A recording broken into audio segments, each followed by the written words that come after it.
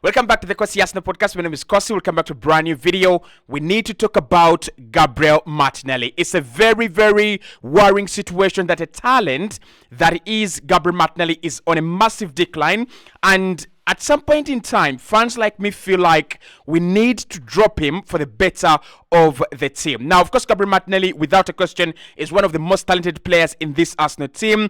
And the reason that's why Mikel Arteta is very reluctant to sign a new left winger, a new right winger as well, is because of that enormous talent in Gabriel Martinelli. Mikel Arteta knows that having Gabriel Martinelli develop in the right way can allow Arsenal to have a very, very good combination on the left wing and on the right wing as well, with Martinelli on the left and Saka on the right. But the problem with Gabriel Martinelli is that we have not seen the true Gabriel Martinelli for over one season and a couple of games. And I think the question we've got to ask here is, what really happened to Gabriel Martinelli? I want your thoughts. I want your opinions in the comment box below. Am I over exaggerating? Is it just a little bit of a drought that at some point in time will end? Is it a patch, a rough patch that players go through and then he will come out at the end of it? What is really the reason we can give for Martinelli not performing well, and why has he dropped drastically from a season where he scored 15 to a season where he scored 5 last campaign, and this season it really doesn't look like he's himself. He's getting chances through on goal, and it doesn't look like he is gonna score. At some point in time, I remember saying that Gabriel Martinelli was Arsenal's best finisher before Leandro Trossard even arrived at the club. And I was like, why don't we even use Gabriel Martinelli as a number 9? He was one of those players that I thought Arsenal could trust in front of goal. And today, especially last season and this season, I don't think I can say the same words. I don't believe in the same statement that Gabriel Martinelli is a clinical finisher anymore. I don't believe that he's Arsenal's best finisher. And I actually think that Bukayo Saka, who was very far away in terms of finishing and being clinical, has surpassed him. If a chance was to fall on two of them, I would say 70% Saka scores and 30% Gabriel Martinelli scores. So why am I concerned with Gabriel Martinelli? Where is this coming from? And do you agree that there is a bit of concern on Gabriel Martinelli's form, future, and what he can provide with Arsenal right about now? Let's start off with the inexplicable decline that I cannot explain, and that's why I've called it the inexplicable decline. So, listen. When a player has a good season, it is okay, it is normal that they might not reach the standards that they have actually hit the previous campaign. Gabriel Martinelli in the 22-23 campaign, he was immense. He had 15 goals in that campaign, playing on the flanks, and we all agreed that Gabriel Martinelli is a clinical finisher, and therefore Arsenal have a very good goal scorer that is not the center of attraction, that is not the center of the center of attention. Fast forward to last season, he scored 5 goals, and this season things are not looking like they are getting better. Now, the solution initially was Mikel Arteta dropping him and playing Leandro Trossard, and then bringing him back into the starting 11 to boost his confidence and create that that membrane of competitiveness on his brain. And at first, it worked. I've seen a few people tell me in the comment section, Kosi, why don't we just drop him? Played Leandro Trossard for 1 or 2 games, and then when he comes back, he will be much better. That worked in the first campaign. Guys, that didn't work last campaign. That has not worked this campaign. So there is a clear concern about the decline of Gabriel Martinelli. It's either he's going through something psychological, emotional, or he was just a one-season wonder. Now, is he another Marcus Rashford? That is something we've got to discuss. I mean, Rashford is one of the most popular players on the list of inconsistent players. So whoever governs the board of awarding inconsistent players, Marcus Rashford is a darling to that association. So are we seeing a Gabriel Martinelli, slowly becoming that inconsistent player? Probably yes, probably no. But what I want to say, and I want to say it clearly, and I want to state it very clearly, Gabriel Martinelli is a big talent, and there must be a reason for this dreadful decline. There must be a reason. I don't know because he's not played so many games. He's not among the players that I would say, oh, he's played so many games and it's taken a toll on him. No, Saka's played more, Rice has played more, Odegaard has played more, Saliba's played more, and they're still all doing well. So why is it Gabriel Martinelli? And it's not that he's not good enough, because we have seen the top managers of this world, Jurgen Klopp, Pep Guardiola, waxing lyrical about him. And that should tell you everything you need to know about this talent. Exquisite talent. And therefore, for me, the decline at the moment is inexplicable.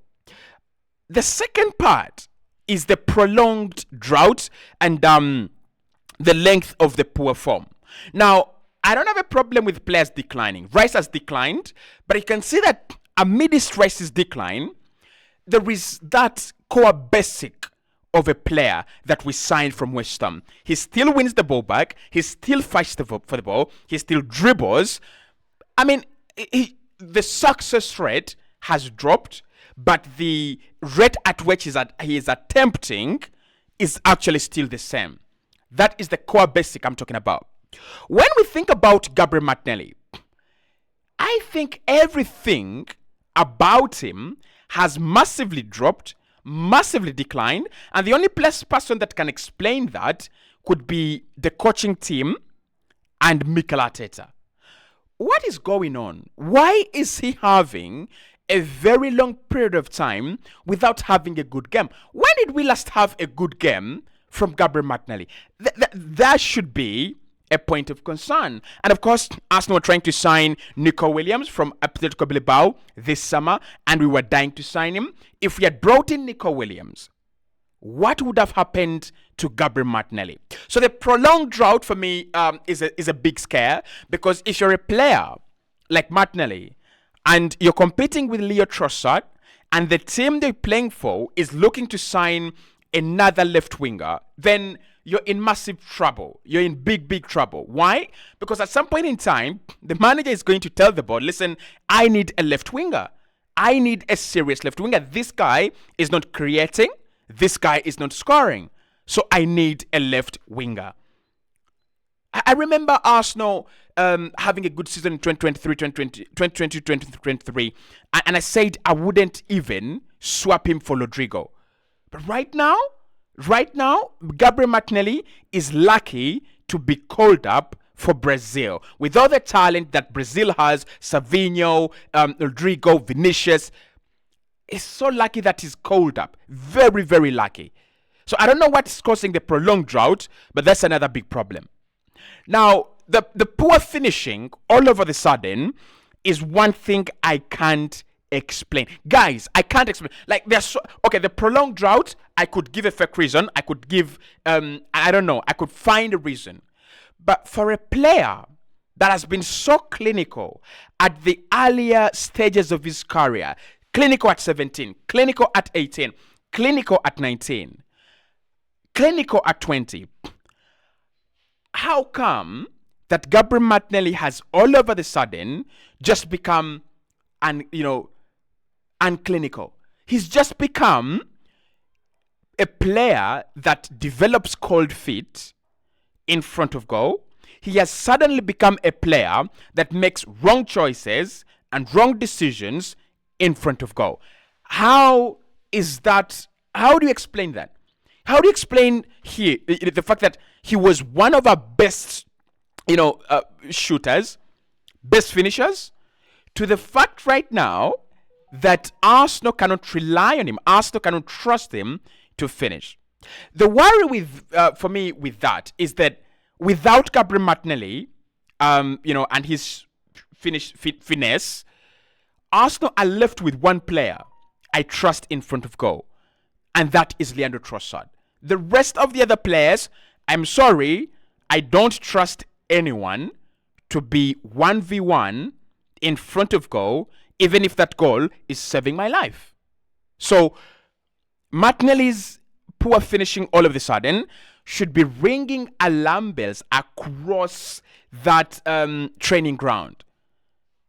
It should be ringing alarm bells. Like, Mikel Arteta should not be sleeping right now. You cannot have one of your best finishers all over the sudden turn into the worst finisher at the club, and then you're like, well, like you see, guys, it has happened. What has happened? Excuse me, what has happened? Because as far as I understand, what has happened is one of our best finishers, if not our best finisher at the club, can no longer finish. So, I don't know. Are they focusing on making him a right winger? Could that be a problem?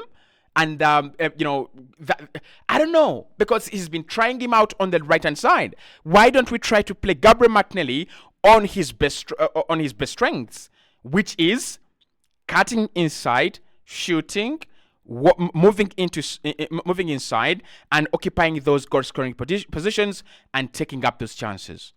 Why aren't we elevating those parts of his game?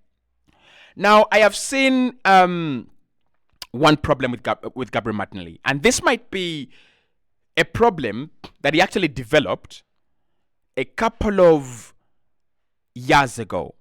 And I think it has not been handled by Mikel. It has not been handled by the coaching staff at Arsenal. I don't know whether they have tried and failed or they've just not tried at all. The problem is Gabriel Martinelli plays with his head facing down. I don't know whether you've noticed that. I want you to look at all the wingers, the good wingers. Rafael, Kavicha Kvaratskhelia, Kylian Mbappe, Vinicius Jr., Rodrigo, Jack Grealish, Jeremy Doku. You don't play with your head down. You are in a creative position as a winger. So you don't play with your head facing down unless you're how is it called? Is it like telepathic or empathetic, something like that, where you can sense, people without looking at them, and you know where they are without looking at them. But if you can't, then you play with your head up in order for you to pick up runners. One thing I've noticed between our wingers, Martinelli and Saka, they don't have that connection a forward line should have. For example, Lamine Yamal, Nico Williams, and Dani Olmo with Alvaro Morata for Spain. They don't have that. Saka does whatever he does on the right-hand side with Odegaard and Ben White. If he doesn't finish off his move, he's just going to whip it across, just going to whip it in. Whoever gets to it, gets to it. Martinelli does whatever he does and on the left-hand side, and if he doesn't finish off the move himself, he wants to whip it in. Whoever knocks on it, knocks on it. That is absolute dangerous football, like dread football, satanic ball. There must be, and we must have, a connection between players on that forward line. And Odegaard as the metronome, for me, he's done a good job because I've seen him play balls into Gabriel Martinelli and I've seen him play balls into Saka, although he plays balls into Saka more, right? But the whole point for me is that why is Gabriel Martinelli playing with his head down? Why are we not looking at these situations like against Spurs before we scored? He had a chance and Saka was through on goal. And Martinelli runs and shoots the ball, comfortable self for Vicario. But if he squares that ball, if he only senses, and this might be, this is about two things. One, he plays with his head down, so he cannot see the run of Bukayo Saka, right? And that has happened so many times. The second thing is they don't have the connection. Remember Ken and Son. I remember Harry Kane saying when that season when they had a very good season, Ken said, we have that connection. When he makes the run, I know he will make the run. I trust that he will make the run. So Gabriel Martinelli and Saka must be able to trust each other. Saka must trust that Martinelli will be at the back post and Martinelli should be at the back post. And Martinelli should know that while I am through on goal, exposing or exploiting a high defensive line, there will be a quicker player than the defenders we are going against, and that player is Saka. And therefore, if I play that ball into space, Saka is going to come onto it. So for me, again, as a professional footballer, playing with your head down, it doesn't make any sense. You're not going to see runners. You're not going to be able to create chances. And lastly, has it developed under Mikel Arteta? I think the Martinelli we have seen is the Martinelli that developed so well under Unai Emery. Has it developed under Mikel Arteta? Has he? There's a question there, guys. Has it developed under Mikel Arteta? Has Gabriel Martinelli become better than what he was under Unai? I don't think so. So, in conclusion, these are the three things I want to say. One, he's going to go. Because I don't see him become better. No, I don't see him become better.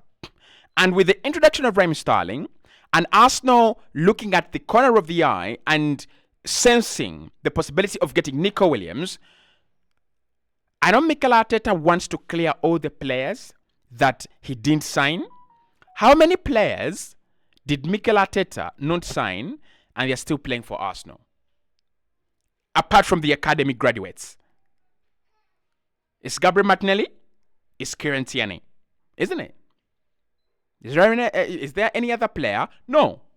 So, it's Gabriel Martinelli, it's Kieran Tierney. And I tell you, Gabriel Martinelli and Kieran Tierney do not have more than 2 more years at this Arsenal side. I've said it, clip it, argue with me, I will always win. I'll see you in the next one.